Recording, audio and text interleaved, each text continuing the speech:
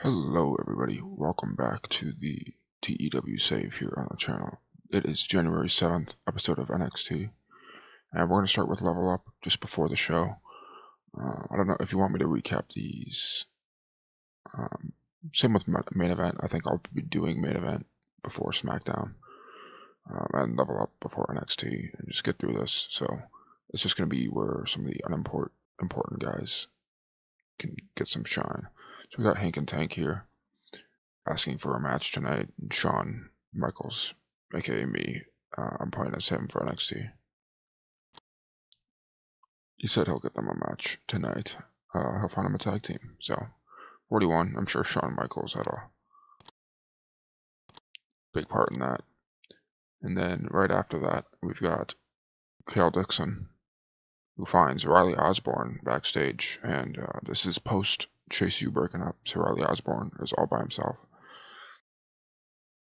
And now Kale Dixon attacks him, saying that he can't rely on Chase U to protect him anymore. So they fight, and then Shawn Michaels comes, breaks it up, and tells him to hash it out in the ring. So we're going to have these two fight in the ring next. And it gets a 26. So Riley Osborne, 31. Kale Dixon, 17. Again, not great. It's Level Up. I mean, we'll get into the actual show after this next match. Hank and Tank versus Terry Gigwe and Tyson DuPont. This gets a 16. Terrible match. Oh my goodness. An abysmal match. 10 minutes. Yeah, Igwe pins Tank. 18-24. At least Hank Walker, decent. Yeah. Not a great road agent. We're going to finish this and get a 23. Absolutely terrible. So, let's get into the real show. Alright, and here we are for the main show, and we're starting out hot with a great 63 rated segment.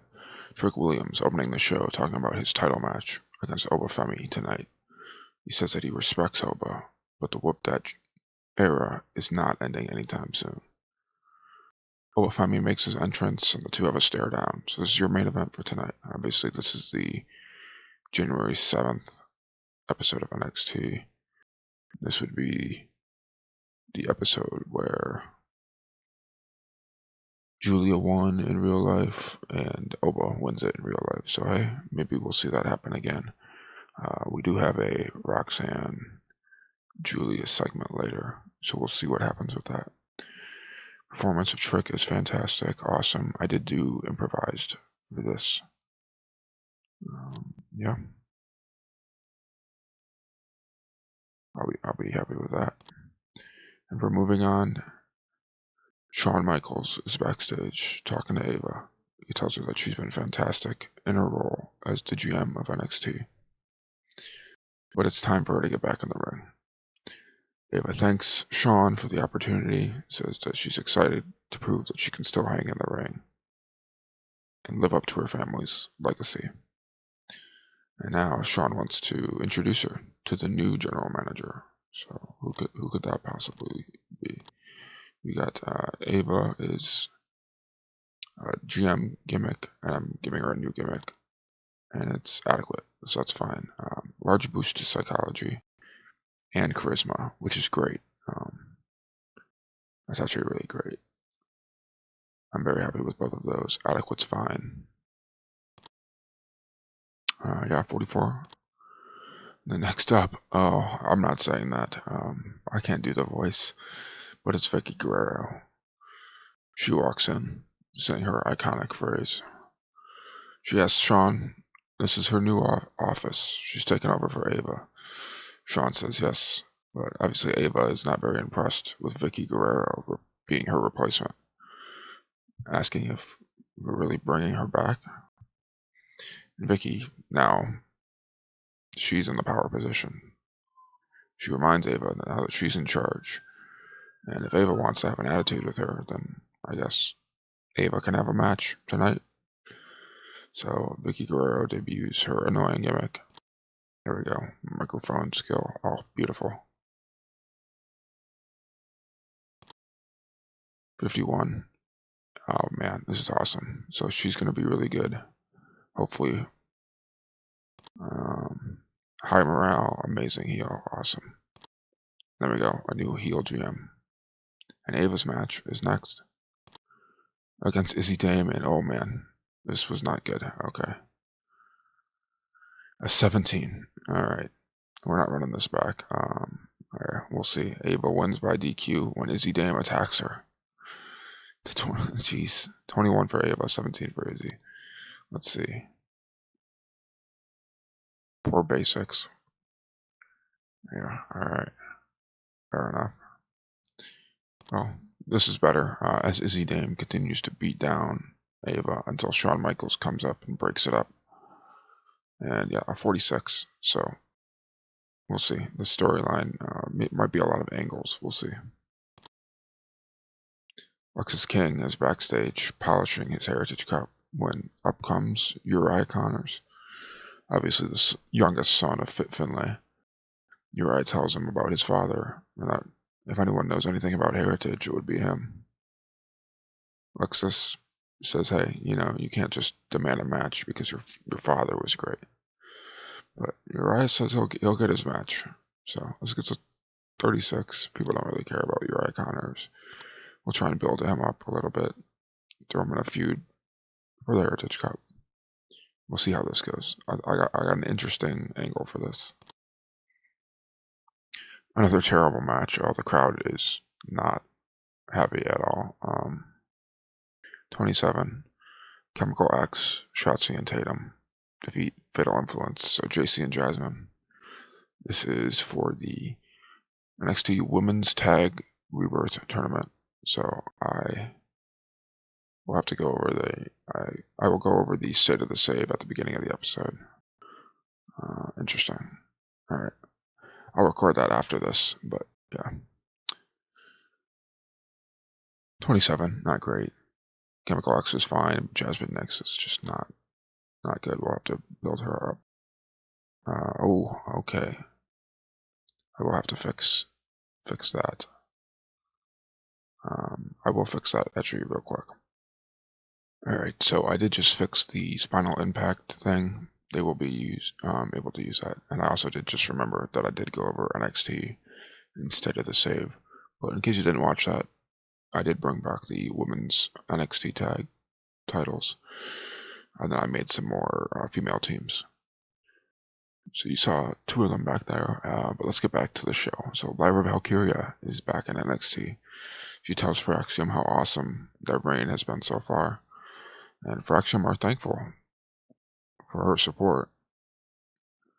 But they're wondering what she's doing down here. And then she says she's here to handle some business. She'll worry about that a little later. It's a 39. I mean, it's not the end of the world. They're very disinterested.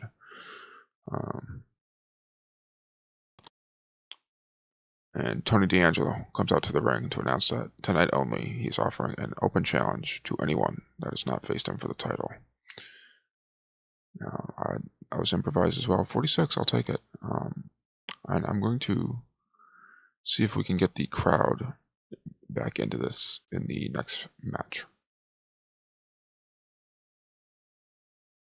And we're back.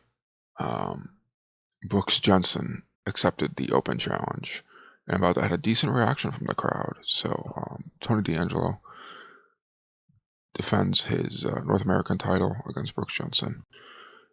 Yeah, this was meant to lift the crowd. I did just go back and change it because the crowd was not into this at all. Which it gets a 40, which is fine. 39 for Brooks, 38 for Tony. Working on lifting the crowd, help bring the audience back on our side, which is good.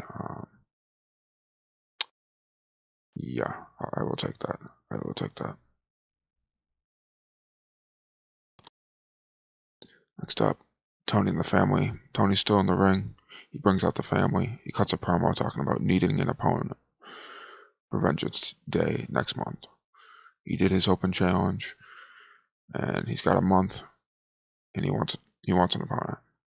Any man brave enough to come face the family can come out and shoot their shot. So out come No Quarter Catch Crew, Charlie Dempsey leading the way. He says that he'd like to move on from his Heritage Cup fiasco, and he's challenging Tony D'Angelo, and they all have a stare down. So the family versus No Quarter Catch Crew. 44 and a 36. Gets a 42. I'll take that. And the crowd is back into the show, which is great. Great gimmicks and high morale all over the place. Love to see it. And next up, Lacey Von Erich is an interviewer at NXT. I did bring her in because we only had Kelly Kincaid. And so I brought Lacey Von Erich in. Obnoxious gimmick, gets very good, which I'm very happy with. But she's here with Wesley, who is giving his thoughts on the upcoming title match between Oba and Trick. Wesley thinks that Oba will dominate. So this is just to show off Lacey and get Wesley involved in the show. Large penalty to psychology during matches. Thankfully, she's not wrestling.